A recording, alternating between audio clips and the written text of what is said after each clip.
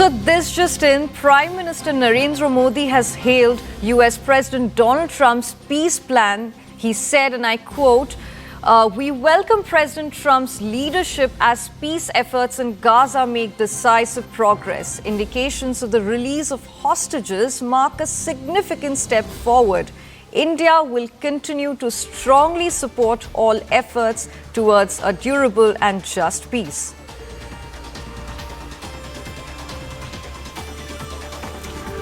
We have CNN News 18's Aman Sharma live with us right now.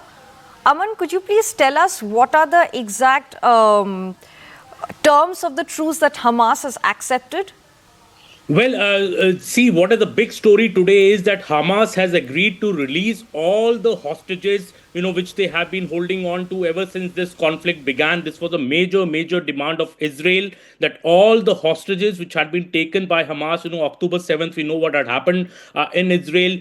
Hamas has agreed to releasing all the hostages, and this is since 2 years, since the war began. So this is very significant. We have now the Prime Minister, Mr. Narendra Modi, also reacting to this big global development. He has said that we welcome Donald Trump's leadership as peace efforts in Gaza are now making decisive progress. Also saying that there are indications of the release of hostages. This is marking as a significant step forward towards peace. That's what Prime Minister Narendra Modi has said. He's also said that India will continue to strongly support all efforts towards a durable and a just peace between Israel and Palestine. Sukanya, this is extremely significant because all this while both the sides were not agreeable on many terms. While Palestine was not ready to release the hostages, Israel was not ready to stop its operations against Hamas till the hostages are released. And Donald Trump 2 days ago, when he put out the entire Gaza peace plan, he had fixed a deadline for Hamas and the Palestine to accept that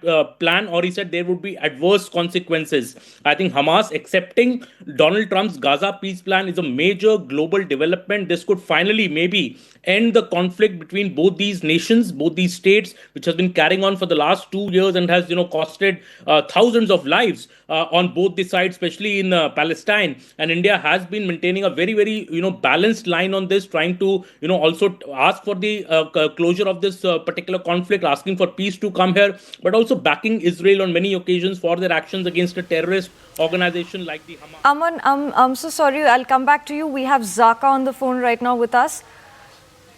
So what does India's welcome of the truce signal about its broader position on the Israel-Gaza conflict, Zaka? No, I think the immediate context is, of course, the peace deal that President Trump unveiled with Prime Minister Netanyahu earlier this week in the White House. And now Hamas, which had about 3 or 4 days to respond to it, has welcomed the peace deal and said that the first precondition to meeting the peace deal is releasing the hostages. So that has been agreed to by Hamas. That's a big first step to be taken, and President Trump has also welcomed it, and the Prime Minister has just tweeted welcoming President Trump's efforts in trying to forge a peace between Israel and Hamas. And I think India has skin in this game because India does not want a war. This is a region which has a large number of Indian diaspora. There are a few thousand people who live and work in Israel. India, in fact, has had long-standing ties with Palestine. In fact, India was one of the first countries to recognize an independent state of Palestine way back in 1988. And both these wars, whether it's the Russia-Ukraine war or whether it is now the Israel-Hamas war, India's position has always been consistent that this is not an era of war, that this is an era of peace. And whoever takes whatever step in the direction of peace, India will be a party that will welcome that. Now, I just want to underline why this was such a difficult negotiation and why the announcement earlier today, about 4 or 5 hours earlier today, by Hamas to agree to the first step, which is to release the hostages, is such a huge deal because in Hamas's calculation, releasing the remaining hostages, and Israel estimates there are about 20 of them who are alive, possibly, and there are about another 20 odd who are unaccounted for. So in all, about 50 or so hostages are still there, either dead or alive in Hamas custody. The reason why Hamas was unwilling to release them was because they felt this was the last leverage that they had, that if they release the remaining hostages, particularly the ones who are alive, then does not stop Israel in any way in going in and completely flattening to the ground whatever is left of Gaza. So that was the reason why they were not willing to release the remaining hostages. Now that first step has been crossed. It's a huge deal in Israel.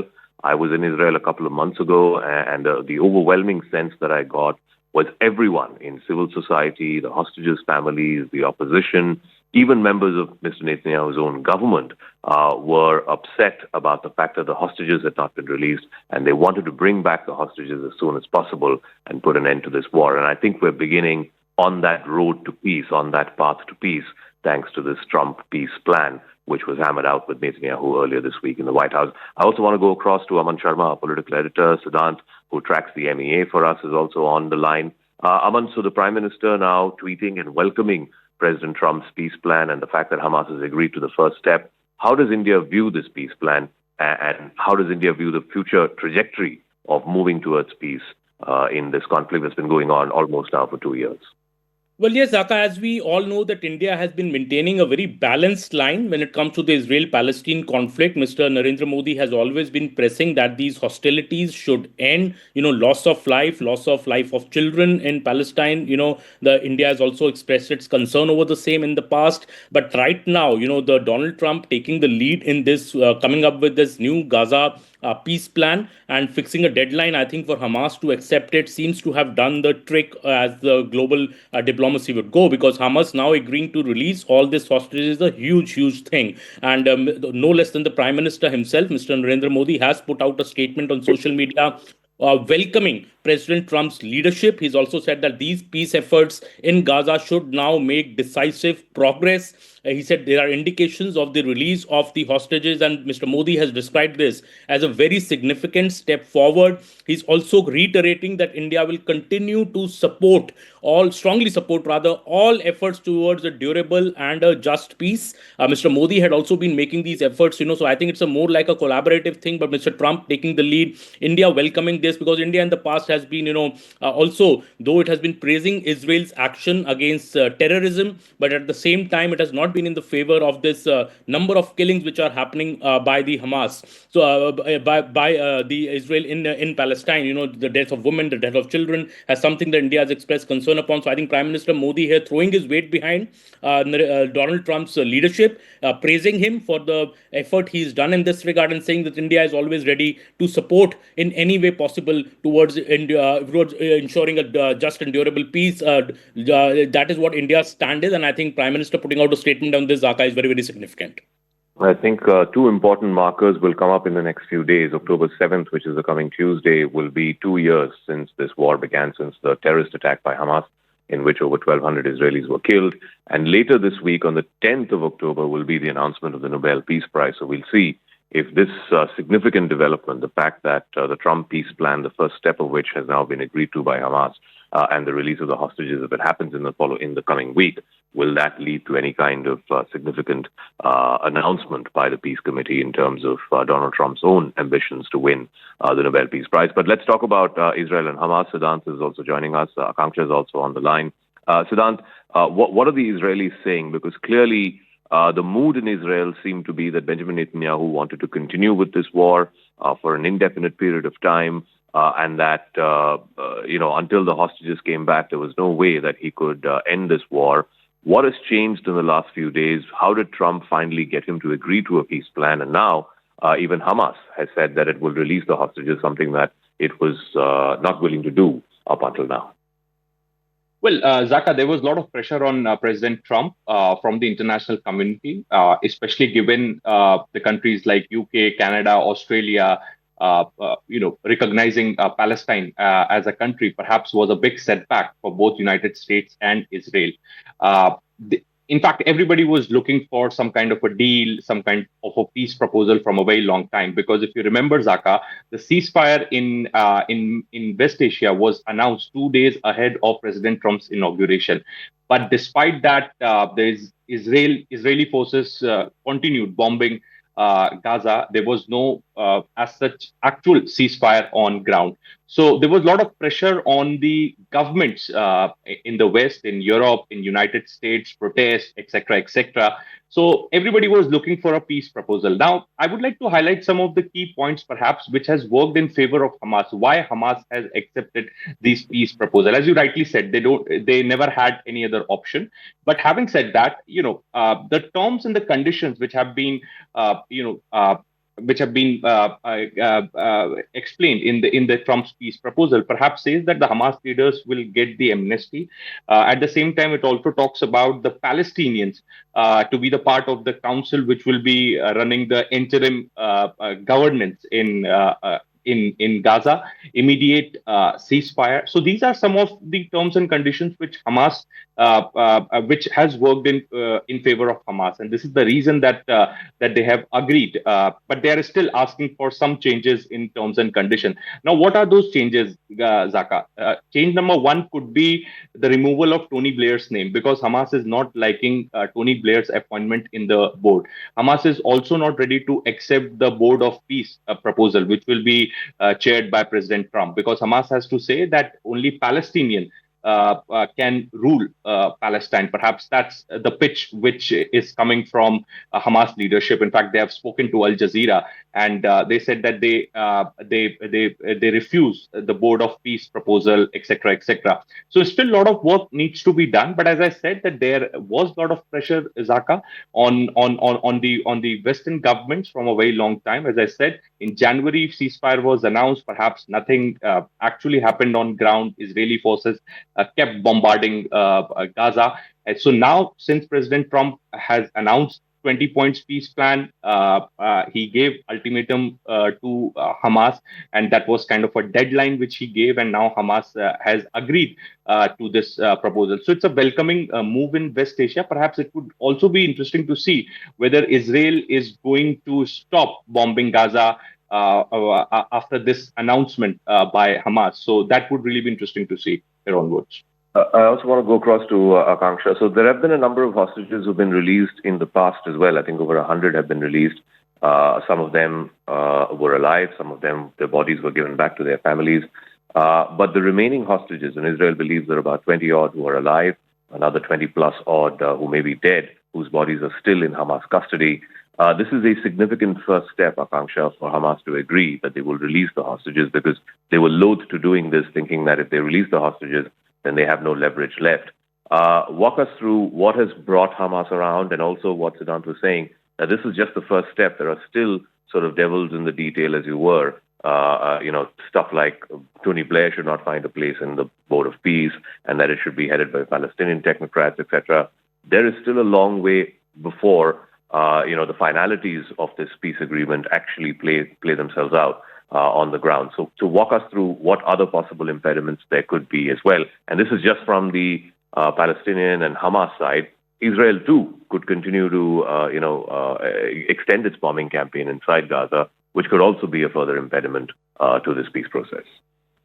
Right, Zaka. As you said, that the devil lies in the details, and this is the case right now. There are believed to be 48 hostages still being held in the Palestinian territory by Hamas, only 20 of whom are, in fact, believed to be alive.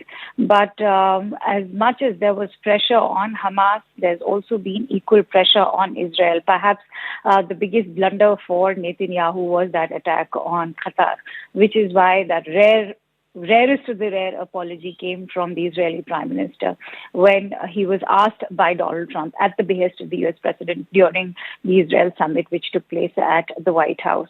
The U.S. President facilitated that call because they knew that Qatar was playing that very significant role, and if they lost out on that mediator, this peace deal would not have gone forward. And even in the statement that's come from the U.S. President, he's gone on to thank the Arab nations. He's been maintaining that consistent diplomatic approach with the Arab nations, many of whom were in fact hosted by the U.S. President on the sidelines of the UNGA as well. That included Saudi Arabia, that included Turkey, that included Egypt, and Qatar, of course. The Arab nations have played a very significant role. Having said that, it is the ties between the U.S. president and these Arab nations also which have exercised great leverage over Israel as well. So if there has been pressure on Hamas, there's been equal pressure which has been exercised by the U.S. president on the Israeli prime minister. And perhaps you've also had that interaction with the Israeli ambassador to India, Ambassador Rowan Nazar.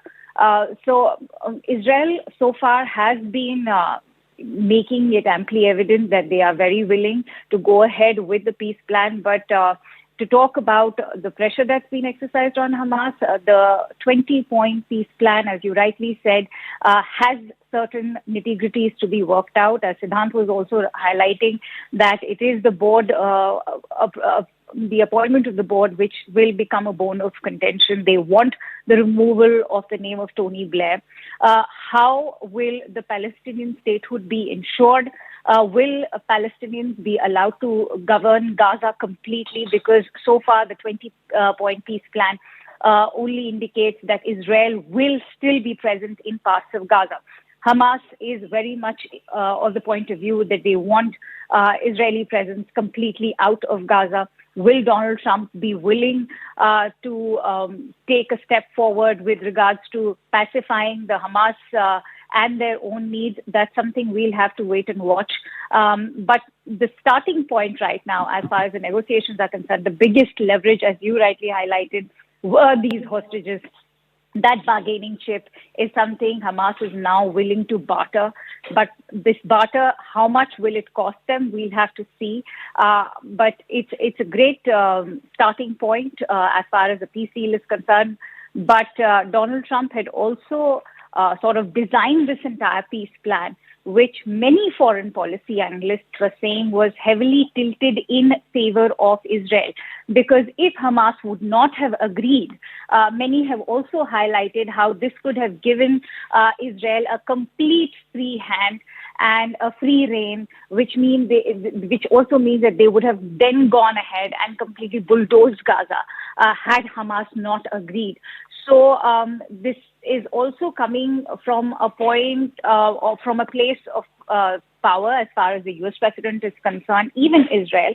I still personally believe that Israel still has an upper hand in the negotiations.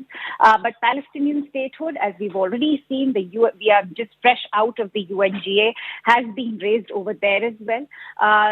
As much as we may want to say that the UN is losing its relevance, it still managed to galvanize a lot of voices from the West itself, especially the EU, which strongly believes in and is in favor of Palestinian statehood. So we'll have to see how much is Israel willing to give in terms of war concessions. For now, I think the good starting point is, of course, the release of the hostages. Many of them are, of course, already dead. Okay, we'll leave it at that. One of the conditions, of course, is also that Hamas gives up any position of power in a future Gaza. They've not said anything on that. The Hamas statement does not mention specifically anything about their role or the lack of it in a future governance arrangement in Gaza. And secondly, also about de-weaponizing and de-arming Hamas. Again, the Hamas statement is extremely quiet on that. Just in the last hour or so, we've also got a statement released by the Israeli Prime Minister Benjamin Netanyahu's office saying that they're getting ready to implement the first stage of President Trump's plan for the immediate release of all the hostages. So within the next few days, and like I said, next Tuesday would mark the second-year anniversary of the Hamas terrorist attack, and then subsequently after which Israel began this military campaign against Hamas, in which 65,000 Palestinian lives have been lost, many of them women and children. We could be moving in a direction of that war finally coming to a closure. At least that's the hope. Everywhere in the world, including here in India, the Prime Minister has just tweeted saying that he welcomes President Trump's efforts and the fact that Hamas has agreed to the first step, which is to release the hostages. With that, I'll toss it back to you, and we can also listen in to what President Trump said from the Oval Office, welcoming the decision by Hamas to release the hostages. I want to thank the countries that helped me put this together: Qatar, Turkey, Saudi Arabia, Egypt, Jordan, and so many others. So many people fought so hard. This is a big day. We'll see how it all turns out. We have to get the final word down in concrete. Very importantly, I look forward to having the hostages come home to their parents and having some of the hostages, unfortunately, you know the condition they're in, come home likewise to their parents, because their parents wanted them just as much as though that young man or young woman were alive. So I just want to let you know that this is a very special day, maybe unprecedented in many ways. It is unprecedented. But thank you all, and thank you all to those great countries that helped. We were given a tremendous amount of help. Everybody was unified in wanting this war to end and seeing peace in the Middle East. And we're very close to achieving that. Thank you all, and everybody will be treated fairly. So Hamas says that it agrees to immediately enter negotiations for release of hostages under Trump's Gaza proposal. CNN's Jeremy Diamond gets us this report from Tel Aviv. Let's have a look. And this is their response to President Trump's 20-point plan to end the war in Gaza. The top line is that the response is positive from Hamas. They say that they are ready to release all of the living and dead hostages being held in the Gaza Strip at the outset of any ceasefire here, and based on the exchange formula presented by President Trump, meaning the numbers of Palestinian prisoners that Hamas would receive in exchange Palestinian prisoners who would be released from Israeli jails. And they say that they are ready to immediately enter into negotiations to discuss the details of how that hostage release and prisoner release would actually take place. They also say that they are prepared to hand over power in Gaza to a, quote, Palestinian Authority of Independent Technocrats based on Palestinian national consensus. That is close to what is presented in President Trump's 20-point plan, although it doesn't say anything here about that overarching international authority that would oversee any Palestinian governance of the Gaza Strip. Then things get a little bit trickier here with Hamas's response, because Hamas then says that regarding other issues related to the future of the Gaza Strip, including what they call the, quote, inherent rights of the Palestinian people, which could be seen as a reference to Hamas's weapons, something that they have described in the past as something they view as their legitimate right to hold those weapons against and to use them against the, quote unquote, occupation. They say that that is something that they would like to discuss in connection with this Palestinian national framework. And that is where, you know, we're going to have to see how the United States and how Israel respond to this, because what we are getting from Hamas here is not a resounding yes to this 20-point comprehensive plan. It seems to be a yes but, or a yes with certain omissions. Other than this notion of the inherent rights of the Palestinian people, there is no explicit mention to the critical issue of Hamas disarming Gaza, being demilitarized, which is at the crux of this proposal, which is why Israel agreed to this 20-point plan, and something that Israel has laid out as a necessary condition for ending the war. And the fact that Hamas doesn't address this here raises questions about whether or not that is something that they are indeed on board with.